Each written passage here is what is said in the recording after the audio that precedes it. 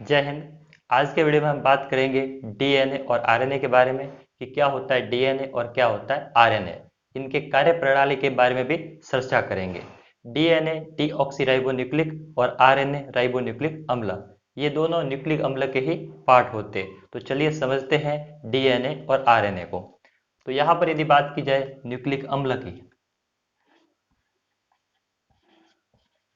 Nucleic अम्ल, तो nucleic अम्ल में ही दो प्रकार के अम्ल होते हैं, एक होता है डीएनए और एक होता है आरएनए। यहाँ पर बात की जाए डीएनए की, तो डीएनए का फुल फॉर्म होती है डीऑक्सी राइबो न्यूक्लिक अम्ल, जबकि आरएनए की फुल फॉर्म होती है राइबो न्यूक्लिक अम्ल। यानी कि न्यूक्लिक अम्ल के दो पार्ट होते हैं, एक होता है डीएनए डीऑक्सीराइबोन्यूक्लिक अम्ल, एक होता है आरएनए जिसे राइबोन्यूक्लिक अम्ल कहते हैं। यहाँ पर हम पहले चर्चा करेंगे डीएनए के बारे में कि डीएनए किस प्रकार से कार्य करता है। तो यहाँ पर आपके पास डीएनए उपस्थित है। डीएनए के बारे में हमें पूरा अध्ययन करना है। डीएनए की आकृति डबल हेलिक्स होती है, यानी कि टू पार्ट के अंदर हेलिक्स टाइप में होती है। इस प्रकार की डीएनए की आकृति होती है, जिसमें अलग अलग ग्रुप के द्वारा ये जुड़ा हुआ रहता है। यानी कि पहली तो बात ये है कि जो डीएनए होता है वो डबल हेलिक्स होता है। डीएनए की डी कुंडी की खोज वॉटसन और क्रिक नामक वैज्ञानिक ने की थी। वॉटसन और क्रिक नामक वैज्ञानिक ने खोज की थी डीएनए की। डीएनए की सर्वप्रथम डी कुंडली संरचना की खोज वॉटसन और क्रिक नामक वैज्ञानिक ने की थी, इसलिए वॉटसन और क्रिक को नोबेल पुरस्कार दिया गया था। नोबेल प्राइज भी दिया गया है। वॉटसन और क्रिक को डीएनए की खोज के लिए नोबेल पुरस्कार भी दिया गया था। तो पहली बात आपको समझ में आ चुकी होगी कि डीएनए का मतलब होता है डीऑक्सीराइबो न्यूक्लिक अम्ल, जो कि डबल हेलिक्स टाइप में होता है। और यहाँ पर दो अलग अलग प्रकार के प्यूरिन्स और पेडिमिन जुड़े हुए होते हैं। डीएनए के अंदर यदि पूछे कि कौन सा प्रोटीन उपस्थित होता है, तो हिस्टोन प्रोटीन उपस्थित होता है। यदि डीएनए के अंदर प्रोटीन की बात की जाए तो कौन सा प्रोटीन उपस्थित होता है, तो वो होता है histone protein. Histone protein, histone protein DNA के अंदर उपस्थित रहता है, जो कि डबल बॉन्ड को जोड़ने में सहायक होता है। आगे यदि हम डीएनए की चर्चा करें तो यहाँ पर आप डीएनए के बारे में समझ सकते हैं। डीएनए में तीन पार्ट होते हैं, सुगर, नाइट्रोजनी समूह और फॉस्फेट समूह। यहाँ पर डीएनए की हम बात कर रहे हैं। डीएनए में कुल तीन पार्ट होते हैं। डीएनए में कुल कितने पार्ट होते हैं? तीन पार्ट। पहला होता है सुगर वाला पार्ट, दूसरा पार्ट होता है नाइट्रोजनी सार, नाइट्रोजनी सार, और तीसरा पार्ट होता है फॉस्फेट समूह।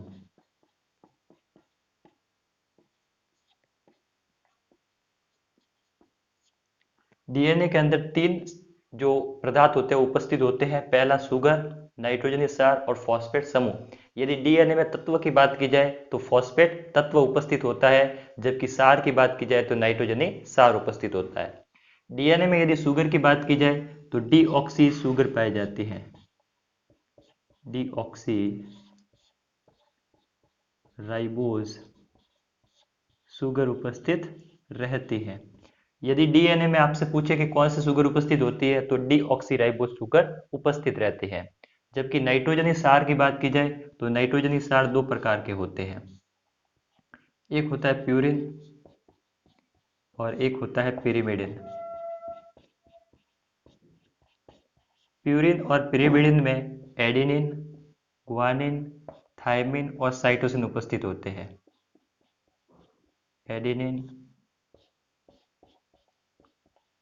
ग्वानिन, थायमिन और साइटोसिन उपस्थित रहते हैं। यहाँ पर बहुत इंपॉर्टेंट क्वेश्चन ये बनता है कि नाइट्रोजन क्षार में दो प्रकार के एलिमेंट्स उपस्थित होते हैं, प्यूरिन और pyrimidine। इसमें एडेनिन, ग्वानिन, थायमिन और साइटोसिन। ये एडेनिन, थायमिन, ग्लाइकिन और ये जो साइटोसिन है, ये यहाँ पर आप बॉन्ड देख रहे हो, ये ऐसे होंगे इस प्रकार। एडेनिन, थायमिन, ग्वानिन, साइटोसिन इस प्रकार से बने हुए होते हैं। इनका क्रम अलग अलग प्रकार से होता है, जिससे कि आनुवंशिक गतिविधि का निर्धारण होता है और जीन के द्वारा ये पहचान की जा सकती है कि ये डीएनए किस प्रकार का है। तो आई होप आपको समझ में आ चुका होगा कि डीएनए के तीन पार्ट होते हैं, शुगर, नाइट्रोजनी क्षार और फॉस्फेट समूह। शुगर डीऑक्सीराइबोज शुगर पाए जाते हैं, जबकि नाइट्रोजन क्षार प्यूरिन और पेरिडमिन जिसमें एडेनिन, ग्वानिन, थायमिन और साइटोसिन उपस्थित होता है। और इसमें यदि तत्व की बात की जाए तो फॉस्फेट समूह उपस्थित होता है, जो कि एक एलिमेंट है। यहाँ पर एक और क्वेश्चन बनता है कि ये जो एडेनिन, ग्वानिन, थायमिन और साइटोसिन होते हैं, ये किस बंध के द्वारा जुड़े हुए होते हैं? तो ये हाइड्रोजन बंध के द्वारा जुड़े हुए होते हैं। हमेशा ये इंपॉर्टेंट नोट्स के रूप में आप याद रखना हमेशा कि क्या प्रकार से कि एडेनिन और जो थायमिन होता है उसके मध्य डबल बॉन्ड उपस्थित होता है, जबकि ग्वानिन और साइटोसिन के मध्य ट्रिपल बॉन्ड उपस्थित होता है। यह कई बार एग्जाम में पूछा गया है। और इसके मध्य कौन सा बंध उपस्थित होता है? तो वो होता है हाइड्रोजन बंध। यदि ये बंध की बात की जाए तो हाइड्रोजन बंध उपस्थित होता है,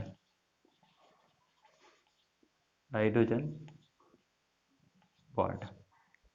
तो यहाँ से आपको डीएनए के बारे में पूरा नॉलेज हो चुका होगा कि डीएनए क्या होता है। यहाँ पर बात की जाए तो डीएनए की फुल फॉर्म होती है डीऑक्सीराइबोन्यूक्लिक अम्ल, और आरएनए का मतलब होता है राइबोन्यूक्लिक अम्ल। डीएनए जो कि डबल हेलिक्स टाइप का होता है, इसे हेलिक्स टाइप नाम देने के लिए वॉटसन और क्रिक ने इसकी खोज की थी, इसलिए वॉटसन और क्रिक को नोबेल पुरस्कार भी दिया गया। यदि पूछा जाए कि डीएनए और आरएनए में किस प्रकार का प्रोटीन उपस्थित होता है, तो हिस्टोन प्रोटीन आरएनए और डीएनए में उपस्थित होता है, जो कि जीन या फिर क्रोमोसोम का निर्धारण करते हैं। यहाँ पर बात की जाए डीएनए में, तो डीएनए में तीन उपस्थित होते हैं, शुगर, नाइट्रोजनी क्षार और फॉस्फेट समूह। यदि डीएनए में शुगर की बात की जाए तो डीऑक्सीराइबोज शुगर, जबकि नाइट्रोजनी बेस में प्यूरिन और pyrimidine जिसमें एडेनिन, ग्वानिन, थायमिन और साइटोसिन उपस्थित होते हैं। एडेनिन, थायमिन, ग्वानिन और साइटोसिन एक बॉन्ड के द्वारा जुड़े हुए होते हैं, जिसे हाइड्रोजन बंध कहते हैं। हमेशा थायमिन और एडेनिन के मध्य डबल बॉन्ड, जबकि ग्वानिन और साइटोसिन के मध्य ट्रिपल बॉन्ड उपस्थित होता है, जो कि पूरे डीएनए का निर्धारण करता है। यदि पूछा जाए कि डीएनए में कौन सा तत्व उपस्थित होता है, तो डीएनए में फॉस्फेट समूह उपस्थित होता है, जो कि एक तत्व का काम करता है। आई होप आपको डीएनए के बारे में समझ में आ चुका होगा। मैंने पीडीएफ में लिंक दे चुकी हैं, जहां से आप जाकर इस प्रोटीन और डीएनए के बारे में पूरी व्याख्या के साथ में देख सकते हैं और पीडीएफ भी डाउनलोड कर सकते हैं। आगे हम पढ़ेंगे आरएनए के बारे में। आई होप आप डीएनए के बारे में समझ चुके होंगे। अब बात करते हैं आरएनए के बारे में। आरएनए राइबोज न्यूक्लिक अम्ल। आरएनए होता है वो केवल सिंगल हेलिक्स होता है, उसमें डबल हेलिक्स नहीं होता है। जबकि जो डीएनए था वो डबल हेलिक्स था। यदि उसमें से एक आकार को निकाल दिया जाए तो आरएनए का निर्माण होता है, यानी कि आरएनए से ही डीएनए का निर्माण हुआ था। तो इस प्रकार जब आरएनए की बात की जाए राइबोन्यूक्लिक अम्ल की, तो यहाँ पर बात करते हैं हम आरएनए के बारे में। तो आरएनए केवल सिंगल हेलिक्स होता है, जबकि डीएनए क्या था? डबल हेलिक्स था। और आरएनए क्या है? Single helix. आरएनए केवल सिंगल हेलिक्स चाप के आकार का होता है, ये इंपॉर्टेंट अंतर होता है। जबकि जो आरएनए में भी प्रोटीन पाया जाता है, वो प्रोटीन होता है हिस्टोन प्रोटीन। कौन सा होता है? हिस्टोन प्रोटीन के द्वारा आपस में जुड़े हुए होते हैं। जबकि इसमें भी यदि बंध की बात की जाए तो हाइड्रोजन बंध उपस्थित होता है। इसमें भी यदि बॉन्ड की बात की जाए कि आपस में किस बॉन्ड से जुड़े हुए होते हैं, तो ये होते हैं हाइड्रोजन बॉन्ड के द्वारा आपस में अटैच होते हैं। अंतर केवल इतना है कि जो डीएनए था वो डबल हेलिक्स था, जबकि आरएनए सिंगल हेलिक्स है। केवल एक सांप के आकार की आकृति होती है। तो हम चाहे तो आरएनए से डीएनए को कन्वर्ट कर सकते हैं। यहाँ पर यदि एक और रिंग का निर्माण कर दें तो वो डीएनए में कन्वर्ट हो जाएगा।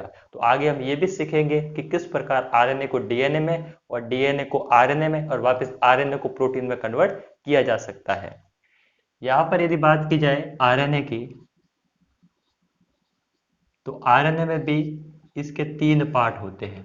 आरएनए के भी 3 पार्ट होते हैं, जिसमें पहला आता है शुगर, दूसरा आता है नाइट्रोजनी सार, वहां पर भी आपके पास डीएनए में यही था, जबकि एक आता है फॉस्फेट समूह।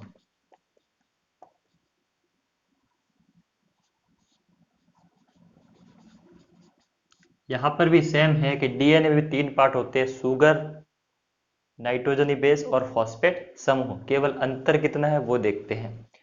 शुगर की बात की जाए तो राइबोज शुगर पाई जाती है, राइबोज शुगर पाई जाती है, जबकि डीएनए में डीऑक्सीराइबोज शुगर पाई गई थी। यहाँ पर केवल कौन सी शुगर पाई गई है? राइबोज शुगर पाई गई है।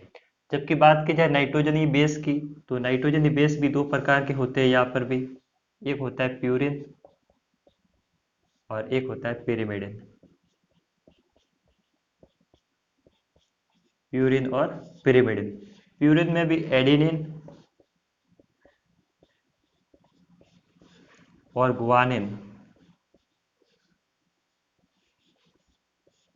और इसमें हो जाता है यूरेसिल और साइटोसिन।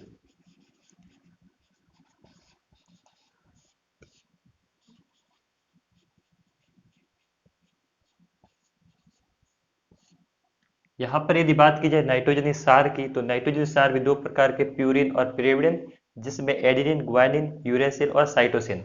यहाँ पर आपको बात समझ में आ चुकी होगी कि जब डीएनए की बात की थी तो यूरेसिल की जगह थाइमिन का उपयोग किया गया था। तो यहाँ पर केवल अंतर इतना सा है कि आरएनए में यूरेसिल उपयोग होता है, जबकि डीएनए में थाइमिन उपयोग में किया जाता है। केवल अंतर इतना सा है, आरएनए को डीएनए में और डीएनए को आरएनए में आसानी से कन्वर्ट कर सकते हैं। तो यहाँ पर बात की जाए तो इंपॉर्टेंट क्वेश्चन ये है कि कौन सी शुगर पाई जाती है, तो राइबोज शुगर पाई जाती है। आरएनए में कौन सा तत्व होता है? Adenine, guanine, uracil, cytosine. जबकि आरएनए में तत्व की बात की जाए तो फॉस्फेट समूह उपस्थित होता है, जो कि आरएनए का निर्माण में सहायक होता है। इसमें भी यदि बात की जाए, एडिनिन और जो यूरेसिल होता है वो डबल बॉन्ड के द्वारा अटैच होता है, जबकि गुआनिन और साइटोसिन ट्रिपल बॉन्ड के द्वारा जुड़े हुए होते हैं। ये जो बॉन्ड होता है, ये बॉन्ड हाइड्रोजन बॉन्ड होता है। तो आई होप आप आरएनए और डीएनए के बारे में पूरी की पूरी जानकारी प्राप्त कर चुके होंगे कि आरएनए और डीएनए में किस प्रकार से अंतर होता है। यहाँ पर केवल इतना सा अंतर है कि जो डीएनए था वो डबल हेलिक्स था, जबकि आरएनए केवल सिंगल हेलिक्स है। इसमें भी प्रोटीन हिस्टोन प्रोटीन पाया जाता है, जबकि इन दोनों के बीच में जो बॉन्ड पाया जाता है वो हाइड्रोजन बॉन्ड के द्वारा जुड़े हुए होते हैं। यहाँ पर यदि डीएनए में बात की जाए तो शुगर, नाइट्रोजनी सार और फॉस्फेट समूह होता है। यदि पूछे कि आरएनए और डीएनए में कौन सा समूह या फिर कौन सा तत्व उपस्थित होता है, तो फॉस्फेट समूह। जबकि नाइट्रोजनी बस में केवल इतना सा अंतर है कि हमने डीएनए में केवल यूरेसिल और वहां पर थायमिन का उपयोग किया था, जबकि एडिनिन, गुआनिन, यूरेसिन, साइटोसिन ये दोनों अलग अलग होते हैं। तो आई होप आपको समझ में आ चुका होगा। एडिनिन और यूरेसिल डबल बॉन्ड के द्वारा, गुआनिन, साइटोसिन ट्रिपल बॉन्ड के द्वारा, हाइड्रोजन बॉन्ड के द्वारा जुड़े हुए होते हैं। तो यहाँ पर जब मनुष्य के कोशिका की बात की जाती है तो कोशिका के केंद्र में गुणसूत्र यानी कि क्रोमोसोम उपस्थित होते हैं। क्रोमोसोम के अंदर डीएनए और आरएनए उपस्थित होते हैं। जो डीएनए और आरएनए होते हैं यही गुणसूत्र का निर्धारण करते हैं, जो कि आनुवंशिकी के लिए आवश्यक होता है। तो आई होप आप डीएनए से आरएनए में अंतर फाइंड कर सकते हो और किस प्रकार की इसकी आकृति है उसके बारे में भी आप समझ चुके होंगे। यहाँ पर यदि बात की जाए डीएनए और आरएनए की फुल फॉर्म की, तो वो भी आपको याद होनी चाहिए, जिससे आप ये पता लगा सकते हो कि शुगर की बात की जाती है तो डीएनए में डीऑक्सीराइबोज शुगर का यूज किया जाता है, जबकि आरएनए में केवल राइबोज शुगर का यूज किया जाता है। आगे हम बात करेंगे कि जब डीएनए और आरएनए, यहाँ पर बात की जाए वायरस की, तो वायरस में या तो डीएनए उपस्थित होता है या फिर आरएनए उपस्थित होता है। यदि कोविड-19 की बात की जाए तो कोविड-19 जो कि एक आरएनए प्रकार का वायरस होता है, उस आरएनए को डीएनए में कन्वर्ट किया जाता है, जिससे ही आरटी-पीसीआर की जांच की जाती है। कोविड-19 की जांच आरटी-पीसीआर के द्वारा की जाती है, जो कि जो कि इस प्रकार से की जाती है कि रिवर्स ट्रांसक्रिप्शन के द्वारा, क्योंकि जो कोविड-19 है वो एक प्रकार का आरएनए वायरस है, उस आरएनए वायरस को डीएनए में कन्वर्ट करना है, इसे ही रिवर्स ट्रांसक्रिप्शन कहा जाता है। यदि डीएनए को आरएनए में कन्वर्ट किया जाता है तो इसे ट्रांसक्रिप्शन कहा जाता है, जबकि आरएनए को डीएनए में कन्वर्ट करना रिवर्स ट्रांसक्रिप्शन कहा जाता है।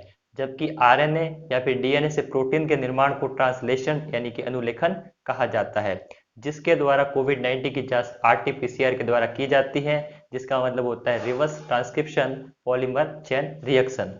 तो आई होप आप डीएनए और आरएनए के बारे में पूरा समझ चुके होंगे। आगे हम बात करेंगे कि किस प्रकार डीएनए को आरएनए में और आरएनए को डीएनए में कन्वर्ट किया जाता है। इस पैनल की पीडीएफ डिस्क्रिप्शन बॉक्स में उपलब्ध है, वहां पर जाके आप डाउनलोड कर सकते हैं। आरएनए सामान्यतः 3 प्रकार का होता है, एमआरएनए, टीआरएनए और आरएनए। तो चलिए समझते हैं ये तीनों प्रकार के आरएनए क्या क्या काम करते हैं। तो यहाँ पर बात की जाती है एमआरएनए। तो एमआरएनए को मैसेंजर आरएनए कहा जाता है, क्योंकि क्योंकि जब हमारा शरीर कोई भी भोजन ग्रहण करता है तो उसमें जो प्रोटीन सामग्री होती है उसका संदेश संदेश यानी कि मैसेज लेकर कौन जाता है, एमआरएनए, इसलिए इसे मैसेंजर आरएनए या फिर एमआरएनए कहते हैं। मैसेंजर आरएनए एमआरएनए को ही कहा जाता है, संवेद वाहक आरएनए आरएनए वायरस को ही कहा जाता है। जेकब व मोरेड ने इसे एमआरएनए कहा क्योंकि यह संदेश वाहक का कार्य करते हैं, क्योंकि जब कोई भी वसा या प्रोटीन या फिर कोई भी कार्बोहाइड्रेट की जो एनर्जी वाली सामग्री होती है वो जब कोशिका के अंदर आती है तो मैसेंजर के रूप में जो मैसेज यानी कि संदेश वाहक का कार्य करता है वो एमआरएनए करता है। ये पूरे आरएनए का लगभग 5% होता है। आगे बात करें यदि हम आरएनए के बारे में, तो ये होता है राइबोज आरएनए। अब ये राइबोज आरएनए का क्या काम होता है उसको समझते हैं। इसे राइबोज आरएनए कहते हैं। यह प्रोटीन संश्लेषण का कार्य करता है। जो भी प्रोटीन आपने प्राप्त किया है उसका संश्लेषण करेगा, उसे स्टोर करेगा। जब आप उपवास रखते हो तो ये राइबोज आरएनए के द्वारा ही आपको एनर्जी यानी कि प्रोटीन, कार्बोहाइड्रेट या वसा का निर्माण होता है, वो कि ये संश्लेषण के द्वारा आपको प्राप्त होता है। ये पूरे आरएनए का लगभग 80% पार्ट होता है। आगे यदि हम बात करें टीआरएनए के बारे में तो इसे कहते हैं ट्रांसफर आरएनए। जो ये मैसेंजर आरएनए था वो ट्रांसफर आरएनए को संदेश भेजता है कि यहाँ पर जो भी है स्टोरेज उसको राइबोज के पास में लेके जाओ, इसलिए इसको टीआरएनए कहा जाता है, यानी कि ट्रांसफर आरएनए। यानी कि यह प्रोटीन का स्थानांतरण करता है यानी कि ट्रांसफॉर्मेशन करता है, इसलिए इसे टीआरएनए कहा जाता है। ट्रांसफर आरएनए भी कहा जाता है। प्रोटीन संश्लेषण के समय अमीनो अम्लों को पहचान कर उन्हें अन्यत्र ले जाने का कार्य टीआरएनए के द्वारा किया जाता है। यह पूरे आरएनए का लगभग 15% पार्ट होता है। तो आई होप आप आरएनए के बारे में समझ में आ चुका होगा। बात करें यदि एमआरएनए के बारे में तो इसे संदेश वाहक आरएनए या फिर एमआरएनए कहा जाता है। बात करें आरआरएनए के बारे में तो इसे राइबोज आरएनए कहा जाता है, जो कि प्रोटीन का संश्लेषण करता है। और एक होता है टीआरएनए जिसे ट्रांसफर आरएनए कहा जाता है। ये प्रोटीन का आवागमन यानी कि जो अमीनो अम्ल है उनको पहचान कर प्रोटीन का संश्लेषण करने का कार्य टीआरएनए के द्वारा होता है। तो आई होप आप आरएनए के टाइप्स के बारे में समझ चुके होंगे। यदि डीएनए और आरएनए बात की जाए तो सर्वप्रथम आरएनए को खोजा गया और आरएनए से ही डीएनए का निर्माण हो चुका है, क्योंकि आपको पता है कि आरएनए केवल सिंगल हेलिक्स है, जबकि जो डीएनए है वो डबल हेलिक्स है। यदि सिंगल हेलिक्स में एक और वलय को स्थापित किया जाए तो डीएनए का निर्माण हो सकता है। यहाँ पर नाइट्रोजन बेस में केवल यूरेसिल और थायमिन का अंतर था, जिससे केवल आरएनए और डीएनए में विभेद किया जा सकता है। अब हम बात करते हैं कि जो कोविड-19 होता है उसमें आरटी-पीसीआर की जांच किस प्रकार से की जाती है, जिसे reverse transcription polymer chain reaction कहते हैं। कोविड-19 एक आरएनए प्रकार का वायरस है जिसे हमें डीएनए में कन्वर्ट करना है, इसे ही रिवर्स ट्रांसक्रिप्शन कहा जाता है। ये किस प्रकार से होता है उसको हम समझते हैं। यहाँ पर यदि बात की जाए आपको आरएनए और डीएनए के बारे में पूरी जानकारी हो चुकी होगी। अब हम बात करते हैं इसको कन्वर्ट करने की। तो यहाँ पर यदि बात की जाए डीएनए, यदि डीएनए को आरएनए में कन्वर्ट करना है, ये वेरी इंपॉर्टेंट क्वेश्चन है, कई बार एग्जाम में पूछा भी गया है। यदि डीएनए डीऑक्सीराइबोन्यूक्लिक अम्ल को राइबोस न्यूक्लिक अम्ल यानी कि डीएनए को आरएनए में कन्वर्ट करने को ट्रांसक्रिप्शन कहा जाता है। क्या कहा जाता है? ट्रांसक्रिप्शन, ट्रांसक्रिप्शन कहा जाता है। ये वेरी इंपॉर्टेंट है, कई बार पूछा भी गया है कि डीएनए को आरएनए में कन्वर्ट करने की प्रक्रिया ट्रांसक्रिप्शन कहलाती है। जबकि इसका रिवर्स करें तो क्या हो जाएगा? यदि आरएनए को डीएनए में कन्वर्ट किया जाए तो इसे कहते हैं रिवर्स ट्रांसक्रिप्शन, क्योंकि हम रिवर्स यानी कि पीछे की ओर चल रहे हैं। तो यहाँ से इंपॉर्टेंट क्वेश्चन ये बनता है कि जब डीएनए को आरएनए में कन्वर्ट करने की प्रक्रिया ट्रांसक्रिप्शन कहलाती है, जबकि आरएनए को डीएनए में डीएनए में कन्वर्ट करने की प्रक्रिया रिवर्स ट्रांसक्रिप्शन कहलाती है, जो कि एक प्रकार की अभिक्रिया होती है जिसमें डीएनए को आरएनए में और आरएनए को डीएनए में कन्वर्ट किया जा सकता है। रिवर्स ट्रांसक्रिप्शन के द्वारा ही कोविड-19 की आरटी-पीसीआर की जांच की जाती है, जिसे reverse transcription polymer chain reaction कहा जाता है। यदि आगे हम आरएनए से प्रोटीन में कन्वर्ट करें, आरएनए से यदि हम प्रोटीन में कन्वर्ट करें तो इसे ट्रांसलेशन कहा जाता है, ट्रांसलेशन कहा जाता है। यहाँ पर यदि हम बात करें डीएनए से आरएनए तो इसे ट्रांसलेशन कहा जाता है, आरएनए से डीएनए रिवर्स ट्रांसलेशन कहा जाता है, जबकि आरएनए से प्रोटीन का निर्माण ट्रांसलेशन कहा जाता है।